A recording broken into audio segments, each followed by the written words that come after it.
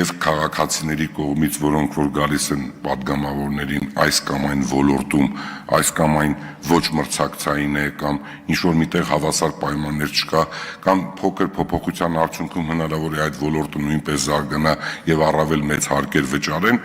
սա գալիս է պատգամավորներին։ Նա, երբ որ կառավարությունից գալիս է փաթեթը, կառավարությունը իր ինստիտուցիոնալ մասնագետների հետ որոշում է կայացնում այս կամ այն օրենքի մեջ այս կամ այն փոփոխությունը կատարել։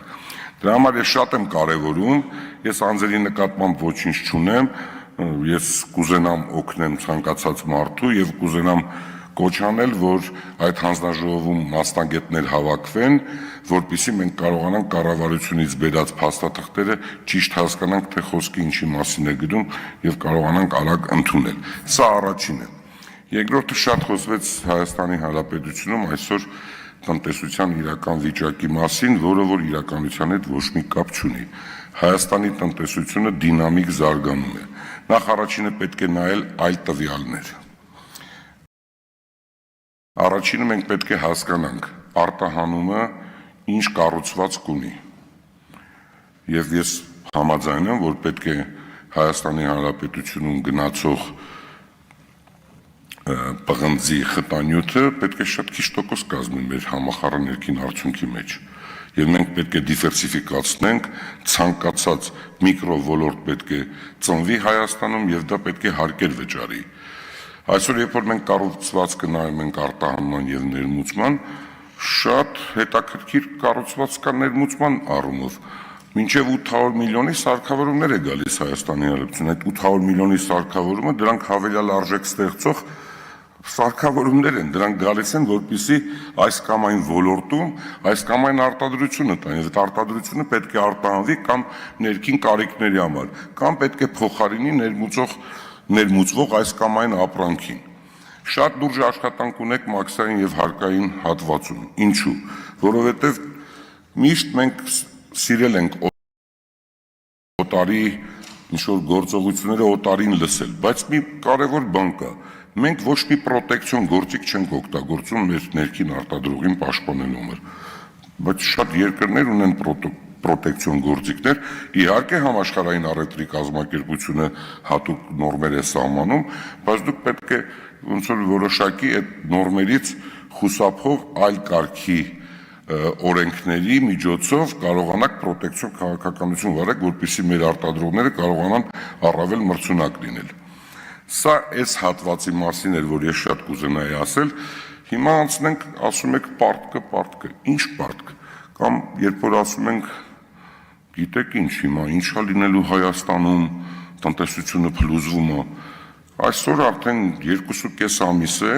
Հայաստանի Հանրապետության կենտրոնական բանկը միջամտում է, արտարժութ է ձեռք բերում, որպեսզի դրամը առավել չկայունանա եւ արտահանումը չկանգնի։ Դուք ինքներդ կարող եք արտաքին պաուսները նայել, որը 3 միլիարդ անցել է, արդեն 3 միլիարդ 100 միլիոնն է անցել, այդ ինչի հաշվին է անցել։ Երբ որ միջամտում է, շատ արտարժութ է, շատ դոլար է գալիս Հայաստանի Հանրապետություն եւ այդ դոլարը պարտադիր պետք է գնեն, որպեսզի դրամը առավել չկայունանա եւ մեր արտահանումը չկանգնի եւ դուք չտուժվեք որպես արտահանող ձեռնարկություն։ Հիմա կուզենամ ձեռնարկությունից երկու փաստ ասել։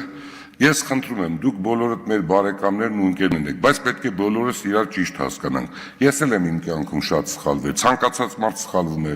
ցանկացած մարդ կարող է իր գործունեության ընթացքում սխալներ անի։ Երբ որ սեփականաշնորհվել է պղնձամոլիբդենական գործանը, ես չգիտեմ ովքեր են եղել այդ խորհուրդ տվողները։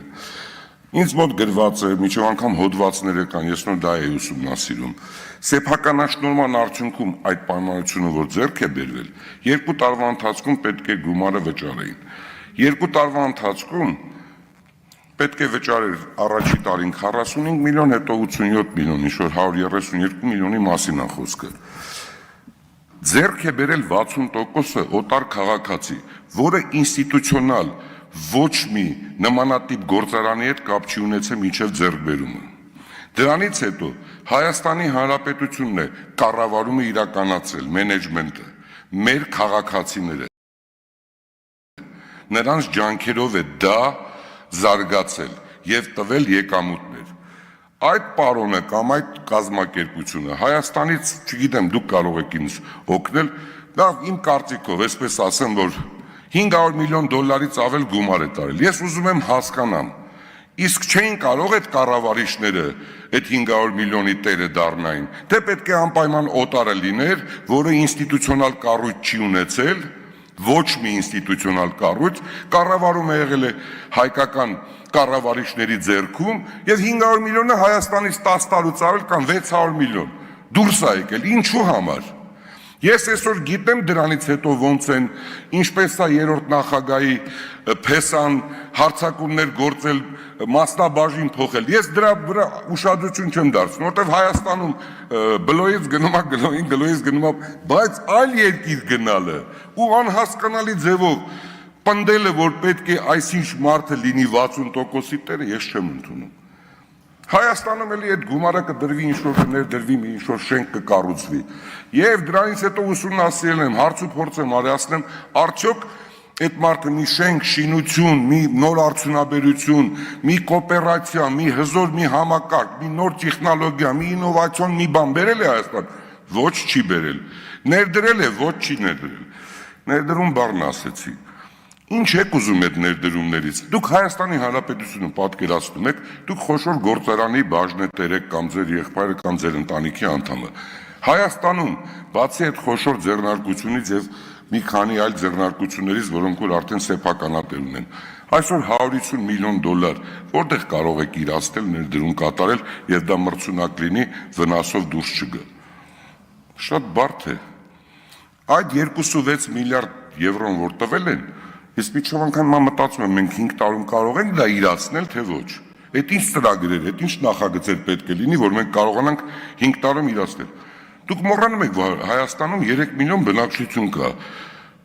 Այդ ինչ պետք է անենք մենք, որ այդ գումարները կարողանանք արդյունավետ իրացնել, արդյունաբերություն ստեղծել, տենց կարճ ժամանակահատվածում դա դառնա մրցունակ, դա սկսի արտահանում կատարել, այդ գումարները գա Հայաստանի բյուջե։ Դինամիկ զարգանում է Հայաստանը, գյուղատնտեսությունը ֆանտաստիկ ձևով զարգանում է, ինստիտուցիոնալ ջերմոցները զարգանում են, մարդիկ հասկացել են, կարողանում են եկամուտ ունենալ, հավասար պայմանները ունի բանաձև, եթե հավասար պայմաններ են, զոռբայություն չկա, անօրինականություն չկա, ուզեք չուզեք զարգանալու է, մարդիկ գալու են ներդրում են իրականացնելու։ Իհարկե մեզ մոտ կրթական համակարգը շատ վատ վիճակում է, մենք պետք է բարեփոխումներ իրականացնենք խորքային, որովհետև այն մասնագիտությունները, որոնք որ Հայաստանին պետք են, միջի անգամ դրա մասին տեղյակ չեն, ինչի կարիք կա։ Հետո շատ արագ է փոխվում ամեն ինչ։ Այսօր օրինակ նոր գործիքներ